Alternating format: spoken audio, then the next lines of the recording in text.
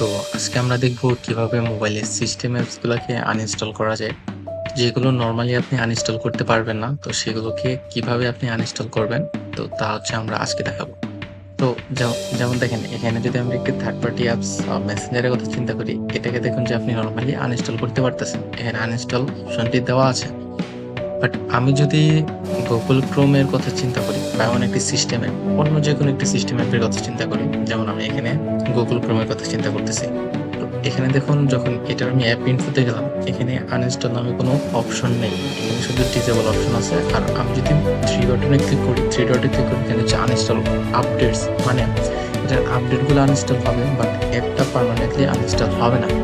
তো সেক্ষেত্রে আপনি কিভাবে পিসি ছাড়া কোনোরূপ পিসি বা কম্পিউটার কমান্ড বাদে কিভাবে আপনি আপনার একটি সিস্টেম অ্যাপকে আনইনস্টল করতে পারবেন। তো এই সিস্টেম অ্যাপ আনইনস্টল করার জন্য প্রথমে আমরা প্লে স্টোরে যাব। প্লে স্টোরে গিয়ে আমাদের হচ্ছে দুইটি অ্যাপ্লিকেশনের প্রয়োজন হবে। তো প্রথমটা হচ্ছে সিজোকো। তো হচ্ছে আমি এখানে সার্চ করছি সিজোকো। হ্যাঁ, এই যে সিজোকো অ্যাপসটি চলে আসছে। প্রথমে আমরা এটি ইনস্টল করব, দেন এর সাথে এর প্যারালালি আমাদের আরেকটি সফটওয়্যার বা অ্যাপ্লিকেশনের প্রয়োজন হবে। সরি, হচ্ছে আমি এখানে ডাউন টাইপ করছি হচ্ছে প্যাকেজ ম্যানেজার। তো দেখুন এখানে দেখাচ্ছে যে আমাদের সিজোকো ইনস্টল কমপ্লিট হয়েছে। তো দেন আমাদের এখান থেকে প্যাকেজ ম্যানেজার নামে আরেকটি অ্যাপ্লিকেশন লাগবে। তো হচ্ছে আমরা এই অ্যাপ্লিকেশনটা এখন ইনস্টল করব। তো দেখুন এটা অলরেডি আমার এখানে ইনস্টল করা আছে। তো হচ্ছে আমি এটাকে আর ইনস্টল করছি না, কারণ এটা অলরেডি আমার এখানে ইনস্টল করা আছে। তো তারপরে আমাদের কাজ হচ্ছে মোবাইলের সেটিং এ যাওয়া। তো সেটিং এ যাওয়ার পর আচ্ছা, এখানে হচ্ছে আমি দেখাচ্ছি যে সিজোকো এবং প্যাকেজ ম্যানেজার ইনস্টল করা আছে। তো তারপরে কাজ হচ্ছে আমার সেটিং এ যেতে হবে। তো সেটিং এ যাওয়ার পর আমাকে হচ্ছে অ্যাবাউট ডিভাইসে যেতে হবে। তো অ্যাবাউট ডিভাইসে যাওয়ার পরে ভার্সনে যেতে হবে। ভার্সন অথবা কোনো ফোন হচ্ছে সফটওয়্যার ইনফরমেশনে যেতে হবে। এরপর হচ্ছে আমরা যে বিল্ড নাম্বার পাবো সেখানে হচ্ছে একাধারে 7টা ক্লিক করবো। তো 7টা ক্লিক করার পর হচ্ছে আমার লক স্ক্রিন পাসওয়ার্ড চাইবে। তো ওই লক স্ক্রিন পাসওয়ার্ড দেওয়ার পরে একটা লেখা উঠবে যে you are already a developer. তারপর হচ্ছে এডিশনাল সেটিং এ যাব, অথবা যে ফোনে এডিশনাল সেটিং নাই ওইখানে হচ্ছে আমরা সার্চ করবো যে ডেভেলপার অপশন। তো দেখুন এখানে আমার এখানে ডেভেলপার অপশনটি চলে আসছে। তো হচ্ছে আমরা এই ডেভেলপার অপশনে প্রবেশ করব। দেন এই ডেভেলপার অপশন থেকে আমরা নিচে স্ক্রল করব।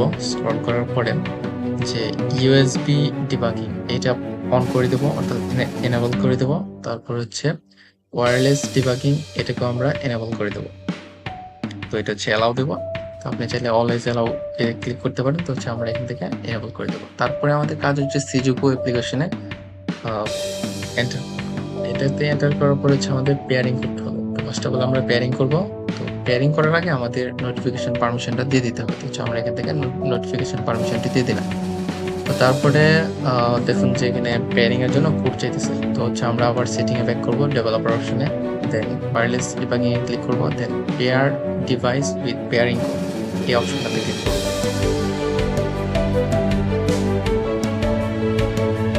তো এই অপশনতে ক্লিক করার পরে দেখুন যে আমাদের একটি পেয়ারিং কোড দেখাচ্ছে, আর উপরে দেখুন যে একটি পপআপ আসছে যে এখানে এন্টার দি পেয়ারিং। হচ্ছে আমরা এখানে পেয়ারিং কোডটা এখানে বসাবো। দেন বসানোর পরে আমরা একটি অ্যারো চিহ্ন আছে, ওই অ্যারো চিহ্নতে ক্লিক করব। তখন আমি বসে অ্যারো চিহ্নতে ক্লিক করছি, বাট এটা হচ্ছে পেয়ারিং সাকসেসফুল লেখা আসছে। এখন যদি আমি সিজুকোতে ফিরে যাই,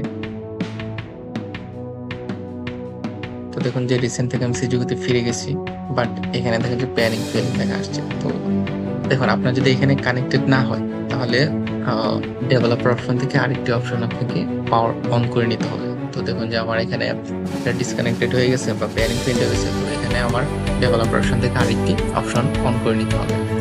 সেটা হচ্ছে যে পারমিশন মনিটরিং নামে একটা অপশন থাকবে। পারমিশন মনিটরিং নামে একটি অপশন থাকবে। তো সেই অপশন থেকে আমাকে ডিসেবল করতে হবে। দেখুন আমার এখানে পেয়ে গেছি যে পারমিশন মনিটরিং। কি পারমিশন মনিটরিং একটা অপশন থাকবে, সেটাকে আমার ডিসেবল করতে হবে। তো এটা এটা হচ্ছে খুঁজতেছি, এই যে দেখুন খুঁজে পেয়েছি যে পারমিশন মনিটরিং, এটা হচ্ছে ডিসেবল করতে হবে। তো দেখুন আপনার ফোনে যদি এরকম থাকে যে পারমিশন মনিটরিং, তো আপনি এটাকে ডিসেবল করে দেবেন। আর যদি ডিসেবল লেখা থাকে তো ডিরেক্ট এনেবল করে দেবেন। তারপর আগের মতো যদি পেয়ারিং কোড দেন, দেখুন যেভাবে এটা কানেক্টেড হয়ে যাবে। যদি আগের মতো পেয়ারিং কোড দিয়ে যে সেখানে স্টার্টে ক্লিক করতে হবে, এখানে এসে স্টার্টে ক্লিক করলে কানেক্টেড হয়ে যাবে। তো কানেক্ট হওয়ার পর দেখুন যে এখানে কতগুলো অপশন থাকবে। তো আপনি চাইলে টার্মিনাল কানেক্ট করতে পারবেন, এখানে এডিবি কানেক্ট করে রান করতে পারবেন। তারপর হচ্ছে start by connecting to computer, এই অপশনটা এনেবল করতে পারবেন। তো হচ্ছে আমরা ওইদিকে না যাই, আমাদের কাজ হচ্ছে কিভাবে এটা সিস্টেমে আনইনস্টল করতে হবে। তো তারপরে হচ্ছে আমাদের দ্বিতীয় যে একটা প্যাকেজ ম্যানেজার, দেখুন এই প্যাকেজ ম্যানেজার আমি এন্টার করছি। তো এটা হচ্ছে এভাবে লোড নেবে। তো দেখুন লোডিং হচ্ছে। তো লোডিং এর পর আমাদের হচ্ছে রিকোয়েস্টে ক্লিক করতে হবে এবং এডিবির যে পারমিশন অর্থাৎ সিজুকের যে পারমিশন, সেই পারমিশনটা অ্যালাউ করতে হবে। তো হচ্ছে দেখুন আমরা অ্যালাউতে ক্লিক করলাম।